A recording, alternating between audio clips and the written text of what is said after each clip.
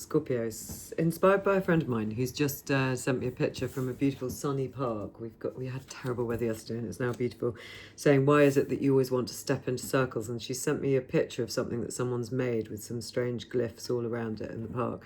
And I thought, well, because of the Wheel of Fortune, we want to step in and make change. So inspired by that, I'm doing a what is it that you might want to step into reading with the idea of the Wheel of Fortune. And your cards from the Mother piece I have pulled are the Strength, the World, and the Son of Swords. So the Son of Swords has got his eye on that treasure over there, naked. But he's also got this sort of dove in his hand. So it feels like with the Knight of Swords that you're prepared to get into a bit of a sort of altercation in order to go after the treasure that you want, make a quick move for it. But it's lovely that, having thought about what is it you might want to step into, this one is in the world. She's in the wreath of her success. She's surrounded by her community as well as a wreath here, and she's putting herself center and first. And in the Strength card, there's all these animals, not just the lion. In fact, there is no lion. She's actually got her hand on a beautiful white rabbit, and there's a raccoon over her leg. And it feels as if there's a sort of peaceful, slightly Noah's Ark type feeling of everything coming to her. So it feels like your energy is one in which you're very good at kind of living, coexisting with lots of different energies, that it is now time for you to go for your treasure. You might want to step into the center of your own wreath of success, and we're going to build from there. I did pull those live and then my boyfriend interrupted me, he called. So what have we got that's come out here now from this pack? We've got the Queen of Swords to go with your Knight of Swords, that Libran energy. The King of Wands, gosh, so passion and incisive thought. I love this. And then the Wheel of Fortune, it's come out. I love it. The Wheel of Fortune and Death. So this really feels for you, Scorpio, as if it really is the start of a new cycle.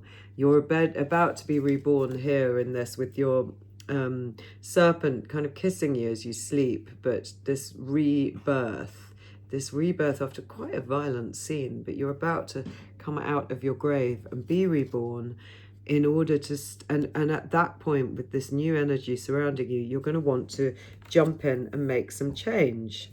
Nice. So tolerant of lots of different energies, I can see, able to deal with that community of energies, wild feelings, strong enough to deal with it, but not take your eye off the main prize, what you want, that trove of treasure. So Queen of Swords, she's very intelligent. Again, look, she's surrounded by an Ouroboros that's going around her. That's very unusual for this image of the Queen of Swords. I've never seen that one depicted in quite that way. And here in the Death, the same sort of green serpent is around the figure. So is it that this period of rebirth that you're naturally going into is sort of waking up something very there's a cyclical feeling, but there's a very tough speaking feeling that might be what's going with your Strength card, that you can deal with all the feelings that are coming up for you. You can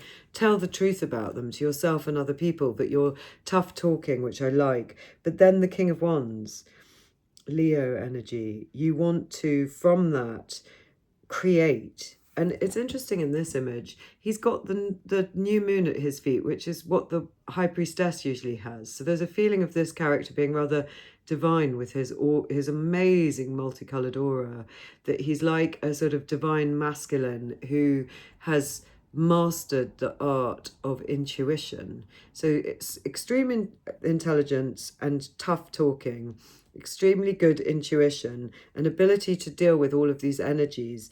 And you do want to be in the center of your circle with the world. You do want to take a stab at trying to go after a treasure that you've got your eye on. And you really are stepping into your Wheel of Fortune. I love it. Having been quite bound up. So this feels like when the sort of natural cycle of events has slightly got the better of us, and we feel like we're being dragged into the underworld by things. But of course, after the death always comes a rebirth. I've gone into my sort of chest of treasures with all my cards, and I've picked out some animal totem cards, which are probably one of the first pack of cards that I really loved. I love it. And I thought I'd get you when I was at university, or maybe even younger, and I used to love these energies. And here we've got the horse. Well, this feels like a fire horse year energy that we're talking about, doesn't it? The 35 of the horse card. It's been so long since I've looked at their definitions, so all I can say, because I haven't got the book here, which is next door, but is that this makes me think of the fire horse. It makes me think also of the Knight of Wands' energy, where you're ready to rush in on your very fast horse. So maybe you're getting ready for this change, this Chinese New Year that's coming, and you're wanting to use the astrology almost, or you felt your way into some change that you want to think, okay, things are changing. I want to make the most of that change. I want there to be something. I know what it is I want, and I want to go for it now. And what have we got here? These are the solar Busca cards. And we've got, I think, another Queen of Swords, definitely. And then it could be a Knight of Swords. It could be the King of Swords. But two very, very commanding swordy energies here. I think she isn't Justice. She could be Justice, actually. But she doesn't look right at us. But she's holding her Queen of Swords. So there's something about truth, holding your truth first and foremost. And then with that truth, being emboldened, like the Knight of Swords.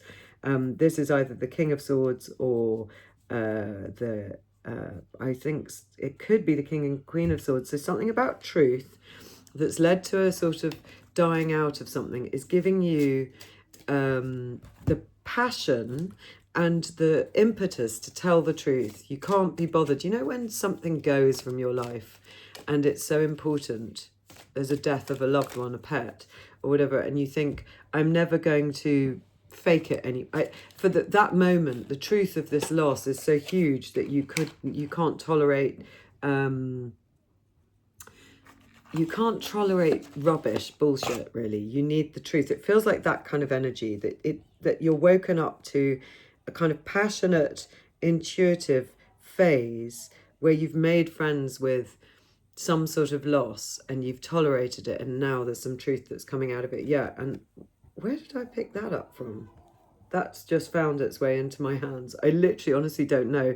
I didn't even know I was touching these cards, but it's part of this pack. The 10 of Swords, the minor or no, it's not. It's the 9 of Swords. So this is saying there might have been a period of worry. That's interesting, but you definitely feel like you're commanding that worry now. Why has that come up? Oh, and it came up again. Okay, it's saying don't ignore me. That's strange. You saw me shuffle again. Why does that? What is it you're worried about? Because there's so much strength here. There's so much dynamic dealing with the facts of loss. So maybe let's explore this. It wants to talk about who's this sort of voice in your ear that's making you feel a bit frightened. What is that at night where your other energies come out and frighten you? When I see such strength here, that surprises me. Let's build on that with one of these. The King of Swords again. I'm sure we've got like a Queen of Swords and 2 King of Swords here. It's saying command this fear. This fear is possibly that is what you've been so frightened of. That's why the strength is turning up. There's some sort of deep subconscious fear that the King of Swords needs to get very logical about, because he's turning up twice. So, all right, I still want to know more. Why is that 9 of Swords coming out? How interesting that it was just in my hands and then I shuffled and there it was again. So what is it? How is that playing into this reading of why you want to move things forward? The Knight of Swords again. So we've got one Knight of Swords here and another one here.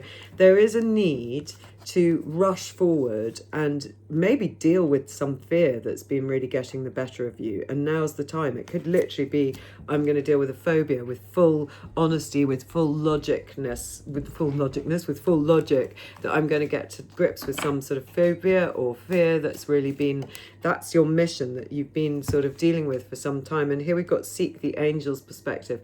Yeah, you want a higher perspective on things. You want to get out of this sort of fear, and there's the new moon up in the sky. But we know that when you get into your King of Wands, when you start to act, you get your intuition, it becomes yours. You have it at your feet, it's yours. Whereas here, your intuition's almost working against you, your imagination's almost working against you. So you're trying to use, I think there's something about getting to grips with some phobia, some fear, something that's been running the show for a little too long. Seek the higher perspective. I'm only going to read a couple of words from this because I know this card very well. Decide to take your next move based on this higher vantage point. When life feels too cramped, whether by restrictive thoughts or situations, you must change your view. That's what you're wanting to do, I think, because it came back so insistently. When you cling to a familiar environment, your perspective can shrink. Ideas, plans, and ambitions can suffer as a result. You're needing to take a higher perspective. You've let some sort of small thinking, almost fearful thinking, run the day recently, and that doesn't feel like the right thing to do. It really, really, really doesn't. Let's pick you a creative card here. This is about your creative nurture. For self-care, try loving and nurturing yourself as you would a child or a pet. That's lovely. So it's acknowledging it can be really hard when we're in the grip of those fears, but it's saying, when we then think of pets and I see the strength card, that brings me back to that perspective. It's saying to me, look after yourself like you might this little rabbit or all these beautiful creatures. Understand that you can tame those frightening fears, and you are stepping in with this full energy of transformation to take on board something that you're frightened of. And you have a lot of allies here. And this could be a moment of really, really tough talking, lots of logic, lots of really facing things in the face in order to have a really amazing period of rebirth. I love that. See you again.